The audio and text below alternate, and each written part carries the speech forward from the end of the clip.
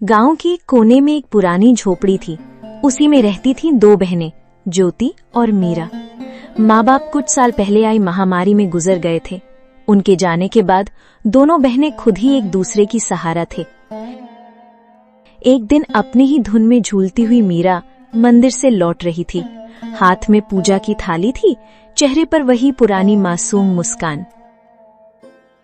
अब आई है तू मीरा, सूरज सर पर चढ़ाया और तू फूल चूहिया बनकर घूम रही है। मंदिर में दीदी, मैं जल्दी आने वाली थी, लेकिन गौरी काकी की बकरी झाड़ियों में फंस गई थी। निकालने में थोड़ी देर हो गई। तेरा क्या है, तू तो सबकी मदद करती घूमती रहे, चाहे घर में चूल्हा जले या ना जले। दीदी, आप गुस्सा क्यों करती हो? माँ कहती थी जो दूसरों के काम आए वही इंसान कहलाता है। माँ अब नहीं है मेरा, और उनके कहे बातों की अब इस दुनिया में कोई मूल्य नहीं रही। अब कोई किसी के लिए कुछ नहीं करता। मीरा चुप हो गई। उसके चेहरे पर हल्की उदासी थी। वो झोपड़ी के कोने में रखे उस लकड़ी के संदूक तक गई जिसमें माँ की यादें अब भी सांस लेती थीं। संदूक से निकाला हुआ एक साड़ी मीरा छू के अपनी दीदी से बोली, दीदी, जब ये साड़ी माँ पहनती थी ना, तब हमें देखकर मुस्कुराती थी, कहती थी कि तुम दोनों एक दूसरे का सहारा बनना। मीरा की बात सुनते ही ज्योति का चेहरा नम हो गया और उसकी आंखें पल भर को भीग गई।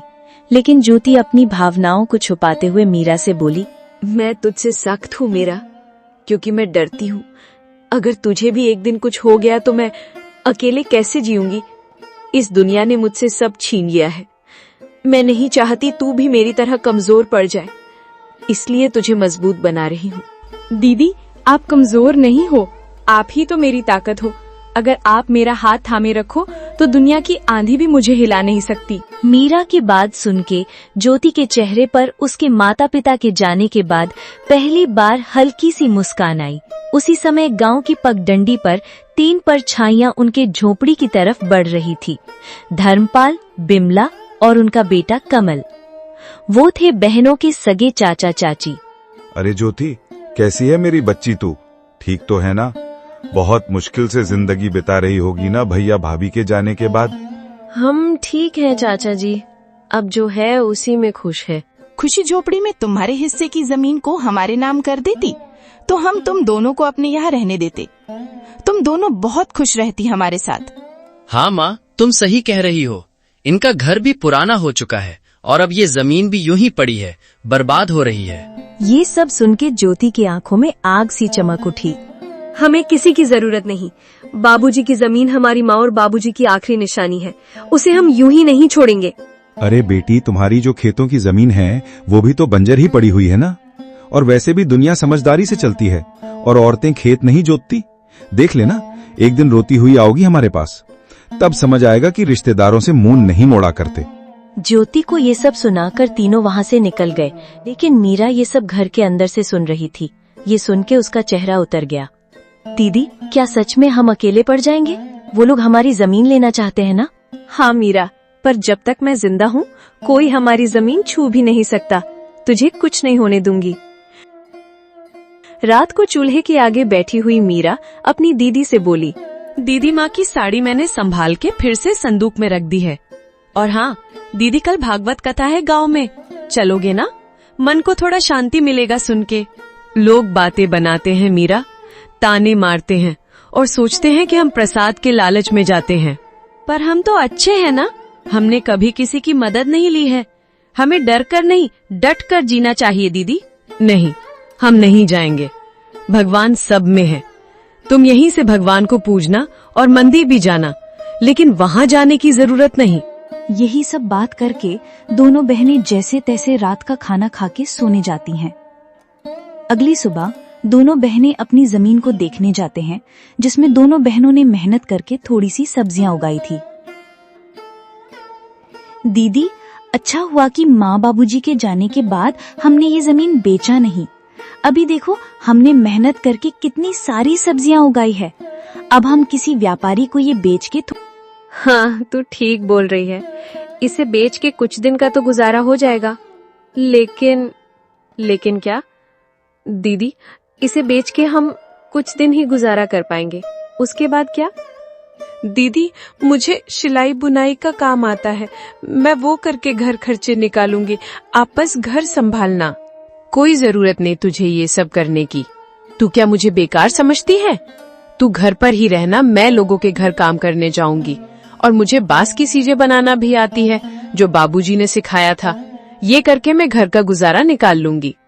ये सब बात करके दोनों कुछ समय अपने खेत में व्यतीत करने के बाद घर आते हैं और अपने अपने काम में लग जाते हैं। रात को जब दोनों सोने जाते हैं तब दोनों बहनें अपनी मुश्किल भरी जीवन के बारे में एक दूसरे से बात करने लगते हैं। दीदी, माँ बाबूजी के बिना ये रातें और भी डरावनी लगती हैं, सब कुछ खाली लगता है। हाँ मीरा, पर अब हम माँ बाबूजी दोनों की जिम्मेदारी निभा रहे हैं, हमें हार नहीं माननी। ये जमीन, ये घर, सब कुछ उनका दिया हुआ है, हमें इसे बचाना है किसी भी कीमत पर। यही सब तो माँ बाबूजी की यादें हैं। ज्योति बहुत ही हिम्मती थी, वो तो किसी से मदद भी नहीं लेना चाहती थी, लेकिन उसे अपनी बहन को लेकर बहुत चिंता होती थी। अगले दिन जब दोनों बहनें खेत पर पहुंची, दीदी, ये जमीन के बीचों बीच खूंटी कौन गाड़ गया?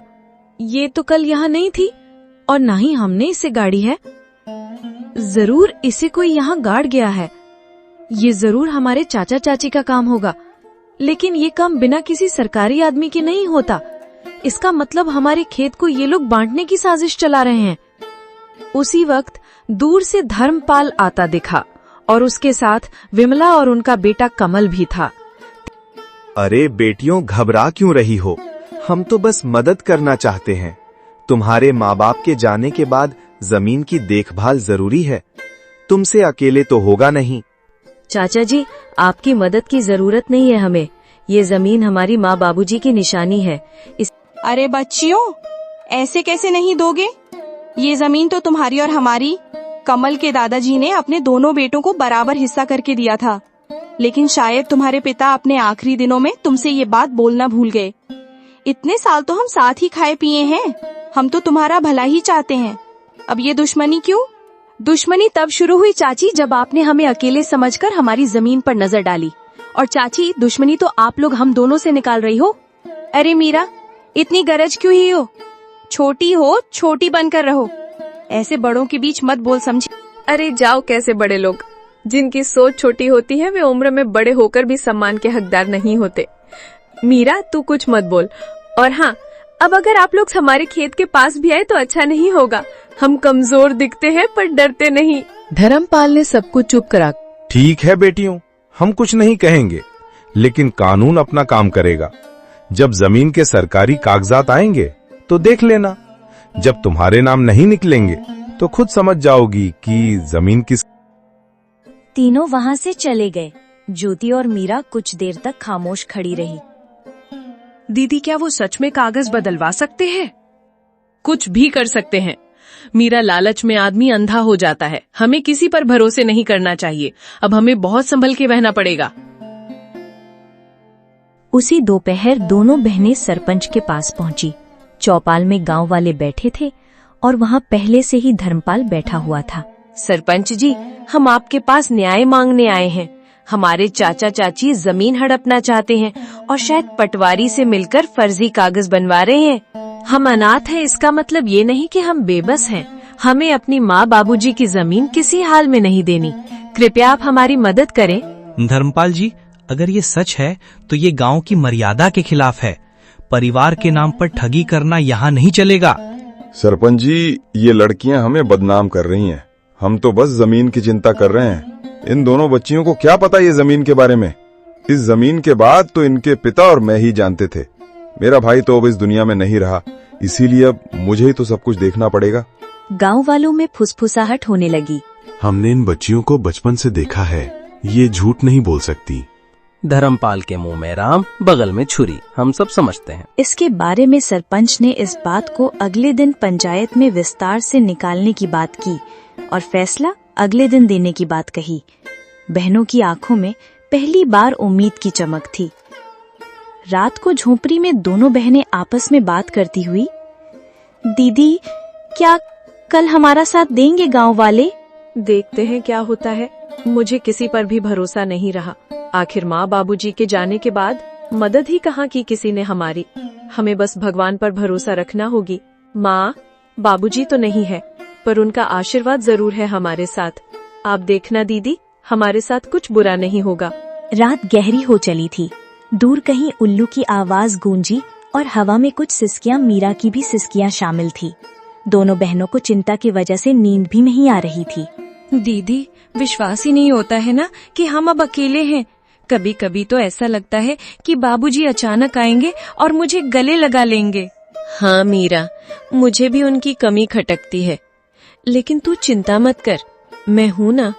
जब तक मैं जिंदा हूँ तुझे किसी चीज की कमी नहीं होने दूंगी। लेकिन दीदी, जब माँ बाबूजी गए तब सबने कहा था हम हैं तुम्हारे साथ। फिर धीरे धीरे सब दूर होते गए। चाचा चाची तो जैसे बस हमारे हिस्से की जमीन के लिए ही हमारे करीब थे। ज्योति की आंखों में आंसू थे, लेकिन उसने उन्हें छुपाया। उसे अपनी बहन के सामने कमजोर नहीं पड़ना था। दुनिया बहुत चालाक है मीरा। रिश्ते अब खून से नहीं, धन दौलत से बनते हैं। लेकिन हम भी अब चुप नहीं रहेंगे। अगर हमें अपने अधिकार के लिए लड़ना पड़े तो लड़ेंगे। सुबह होते ही गांव में एक अफवाह फैल गई कि धर्मपाल अब पंचायत से कहकर जमीन अपने नाम करवाने की तैयारी कर रहा है। गांव की गलियों में लोग कानाफूसी करने लगे। अरे सुन सुग्गो, धर्मपाल ने तो कमाल कर दिया। अपने ही भाई की बेटियों को बेघर करना चाहता है। हाँ काकी, कैसा रिश्तेदार है, अपने ही भतीजों को बेघर करने में तुला हुआ है। इन बातों की भनक ज्योति को लगी तो वो मीरा को लेकर सीधा सरपंच के वहाँ पहुँची। सरपंच जी, हम तो बस इनकी भलाई चाहते हैं। भाई के मौत के बाद हमने ही इन्हें पाला है, आप तो ये अच्छे से जानते हैं। और अब जब लड़कियां बड़ी हो गई तो हमें बदनाम कर रही हैं। जरा सोचिए, क्या यही इंसानियत है? ज्योति बेटी, तुम्हारे चाचा तो ठीक कह रहे हैं। तुम लोग तो एक ही परिवार के हो, परिवार के बीच ये झगड़ा क्यों? वैसे भी सरकारी कागजात के हिसाब से तुम्हारी जमीन में इनका भी हक है। ऐसे कैसे सरपंच जी? ये लोग हमारी मजबूरी को देखकर हमारा फायदा उठाने आए हैं। ये कोई परिवार नहीं है, ये बस जमीन के लालच में परिवार होने का दिखावा कर रहे हैं। ये सब बात चल ही रही थी कि तभी पटवारी भी वहाँ आ जाता है। हरिश्चंद्र की जमीन कानूनी तौर पर सिर्फ उनकी नहीं है, इसमें उनका भाई धर्मपाल का भी हिस्सा है। ऐसे कैसे? तुम लोग तो बस कागजात के बारे में बोल रहे हो, लेकिन क्या सबूत है कि हमारी जमीन का चाचा जी भी हिस्सेदार है? हाँ ज्योति बिटिया, बात तो सही कह रही है। तुम लोग कुछ पुख्ता सबूत भी पेश करो, तब जाके मैं पंचायत बुलाकर सही फैसला ले पाऊंगा। सरपंच के मुंह से ये सुनने के बाद धर्मपाल, बिमला और कमल थोड़ा हताश जैसे नजर आए और वे लोग वहाँ से निकल गए।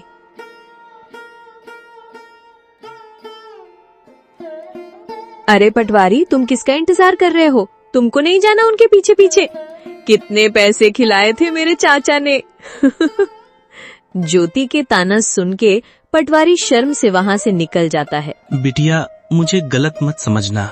मेरे आंखों के सामने जो आया मैंने उसे ही सच मान लिया। इस बार मैं अच्छे से जांच पड़ताल करके एक नतीजे में पहुंचूंगा। आगे से मैं धर्मपाल के बातों में नहीं आऊंगा और वे लोग तुम दोनों की मजबूरी का फायदा उठाना चाहते हैं तो मैं तुम लोगों को न्याय और उन लोगों को कड़ी सजा दूंगा। सरपंच के मुंह से ये सुन के दोनों ने थोड़े राहत की सांस ली और थोड़ा शक थोड़ी खुशी के साथ घर लौटे।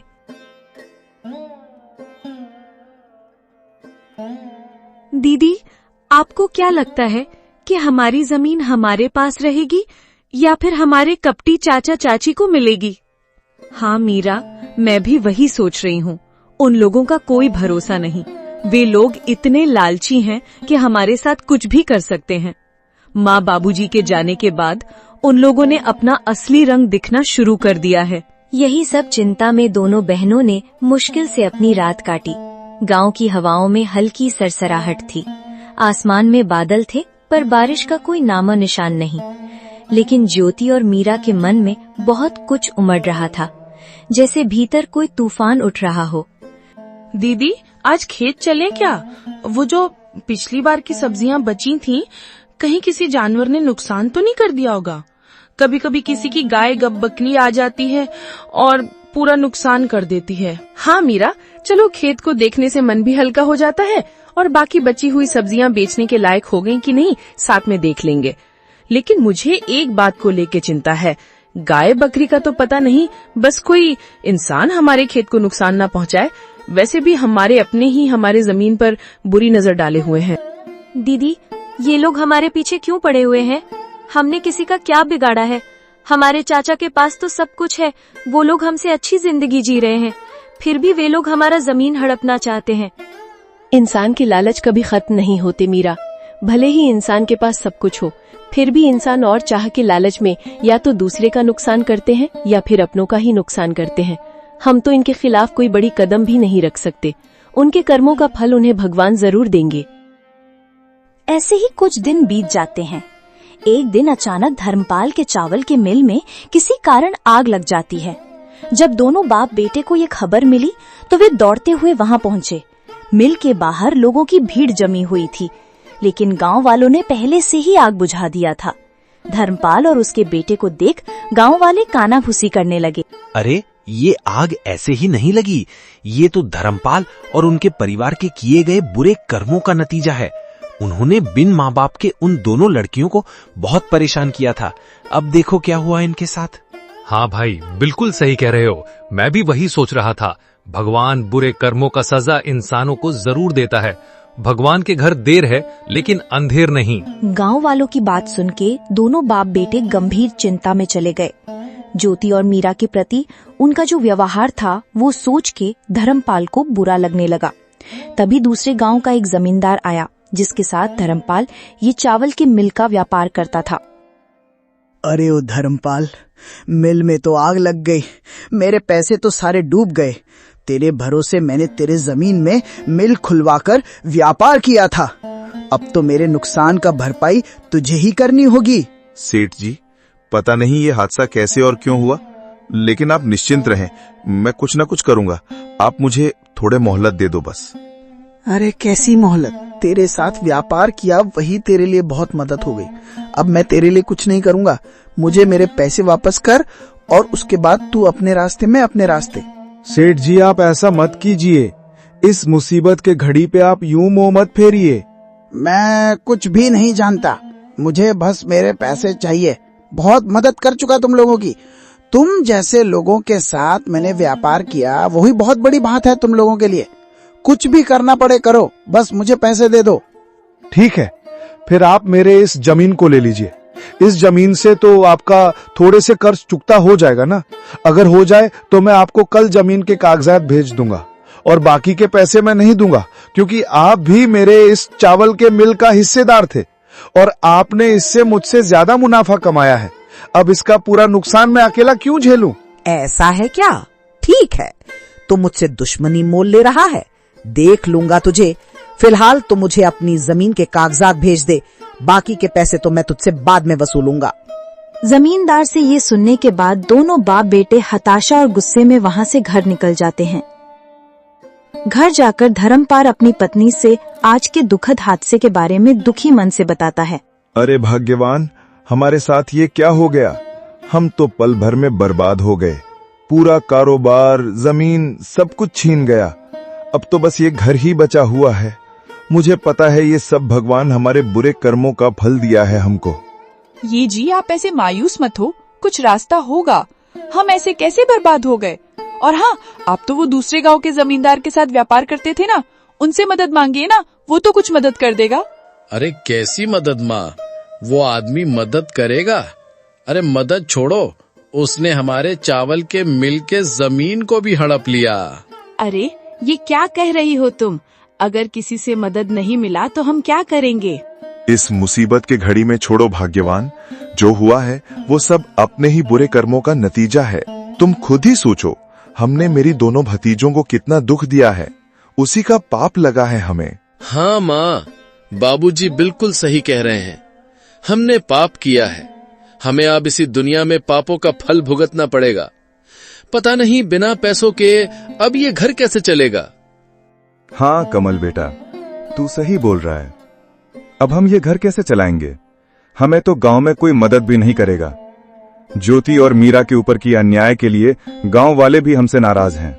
ऐसे तो हम सड़क पर आ जाएंगे।